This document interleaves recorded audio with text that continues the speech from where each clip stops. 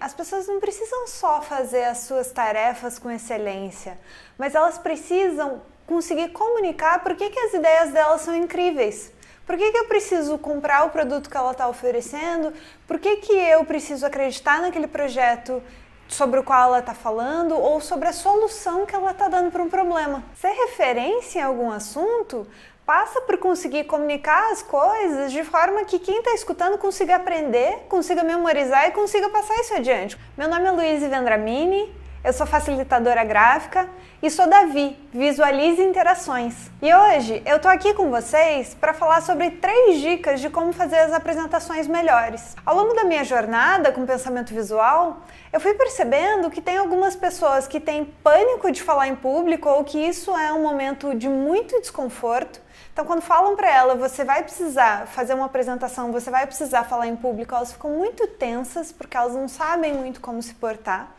E tem outras pessoas, aliás, muitas pessoas, que já falam muito bem, que têm essa oratória muito bem treinada, muito bem articulada, então elas conseguem falar sobre uma ideia. Agora, a apresentação de PowerPoint dela, muitas vezes é péssima, é ruim. E outras vezes, tem pessoas que até vão para um flipchart e tentam se expressar. Mas quando eu chego numa sala de evento e começo a folhear o flipchart de eventos passados, às vezes eu falo, meu Deus, onde é que essa pessoa queria chegar? Então então vamos lá para a primeira dica.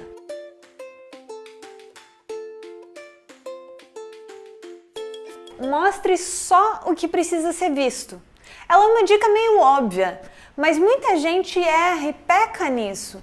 Então, várias vezes as pessoas preparam slides colocando as suas próprias anotações.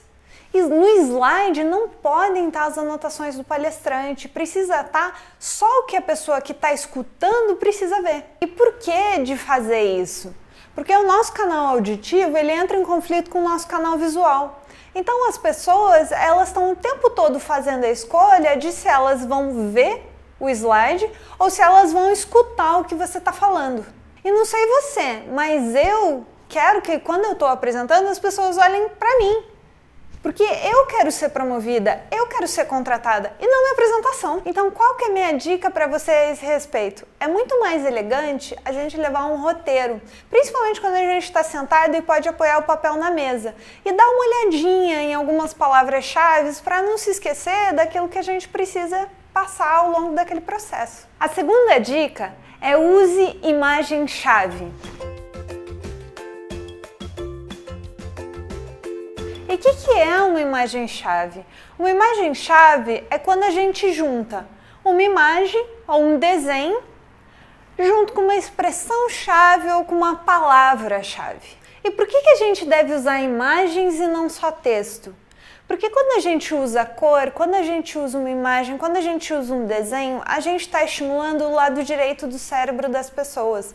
Então, quando a gente fala ou quando a gente escreve, a gente estimula o lado esquerdo, que é o nosso lado verbal, que processa essa informação verbal. Quando a gente junta isso com uma imagem, a gente está ativando os 2 lados do cérebro da pessoa. E isso faz com que ela tenha maior atenção àquilo que você está falando e ela também memorize com mais facilidade depois. Então, você dá para ela 2 caminhos de resgate dessa informação quando ela precisar voltar naquilo. E a terceira dica, ela começa com uma má notícia. E a má notícia é que os slides, que o PowerPoint, ele não é indicado na maioria das situações.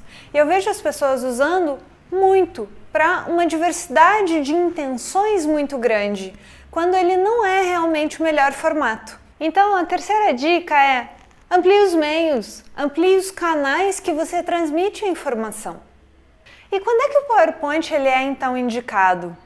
Quando eu preciso mostrar muitos detalhes de uma solução, de uma informação, de um produto, mas eu não tenho a pretensão de que as pessoas elas lembrem daquilo depois. E isso acontece porque tem alguns estudos que mostram que na média a gente consegue guardar 4 informações por vez. Você já foi em uma reunião com mais de 4 assuntos?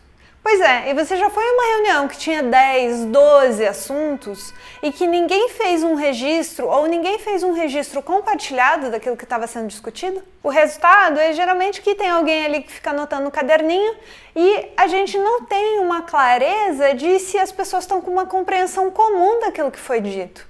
Então, no meu caderninho está a minha interpretação, no teu caderninho está a tua. Então, a gente está falando uma árvore, mas eu pensei num pinheiro, você pensou num ipê. Então, se a gente não vai usar o PowerPoint, que alternativa a gente tem?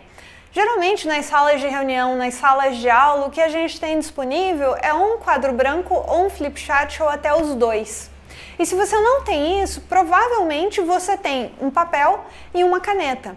Tem uma vez que um advogado me procurou que ele queria aprender mais sobre pensamento visual porque ele já tinha a tendência de quando um cliente chegava na frente dele e ele precisava explicar um caso, ele puxava uma folha de papel e começava a rabiscar. Só que aquela folha ficava uma confusão, então ele não conseguia passar isso adiante. Aquilo acabava servindo mais para ele completar o próprio raciocínio do que para passar uma informação. Então depois que ele teve acesso a algumas dessas dicas e algumas técnicas, porque existe técnica para isso, ele conseguiu transmitir as ideias dele de forma muito mais organizada, de forma muito mais clara, fazendo meia dúzia de rabiscos que ele já fazia, mas entendendo o que ele precisa colocar e de que forma, de que fluxo que isso precisa ter para ficar inteligível. E qual que é o benefício de você usar um flipchart, um quadro branco, uma folha de papel? Primeiro, é porque você gasta muito menos tempo tendo que preparar uma apresentação. O segundo, que quando você precisa mostrar que você domina um assunto, que ele está incorporado em você, que você tem um profundo conhecimento sobre aquilo, o melhor não é fazer uma apresentação. O melhor é mostrar que você tem fluência naquilo, que aquilo está dentro de você. Então você consegue ir lá e fazer um flipchart. Uma outra questão é que um flipchart ou um quadro branco, eles te dão muita flexibilidade. Então, quando você chega num lugar e você começa a abordar o assunto e você vê que as pessoas estão interessadas em algum aspecto desse assunto, você pode mudar a tua estratégia e atender aquela demanda das pessoas com quem você está conversando. Quando você tem uma apresentação já pronta, já montada, isso é muito mais complicado. Não sei se vocês já foram em apresentações, mas para mim é muito frequente escutar, peraí que eu já chego lá. E por último, quando eu preciso colocar todas as informações importantes em uma mesma página, eu preciso necessariamente sintetizar.